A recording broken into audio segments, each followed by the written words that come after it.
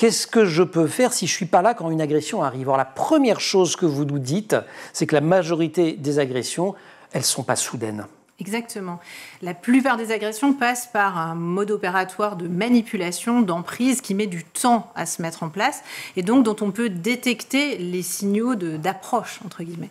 L'emprise, c'est d'abord commencer à dépasser les limites de l'enfant, c'est être trop proche, trop vite, que ce soit dans l'intimité des confidences, chercher à susciter des confidences ou dans l'intimité physique. Prendre trop vite un enfant sur les genoux, par exemple. On va voir comment ils s'y prennent d'ailleurs, ces agresseurs sexuels, parce que c'est une façon évidemment excellente d'essayer de prévenir, mais je voudrais qu'on continue quelques instants sur les idées reçues. Donc la première, c'est que ce serait soudain. La deuxième, c'est que ça viendrait des inconnus. Donc c'est toujours bien de dire aux enfants, ne parle pas à un monsieur dans la rue, mais ça ne va pas suffire du tout. Exactement. C'est 15% des violences sexuelles qui sont commises par les inconnus, et les inconnus agressent quand même surtout soit par Internet, soit dans la rue, donc à un âge où l'enfant commence à devenir plutôt ado. Donc ça ne concerne pas tellement les pré-ados, les agressions par les inconnus.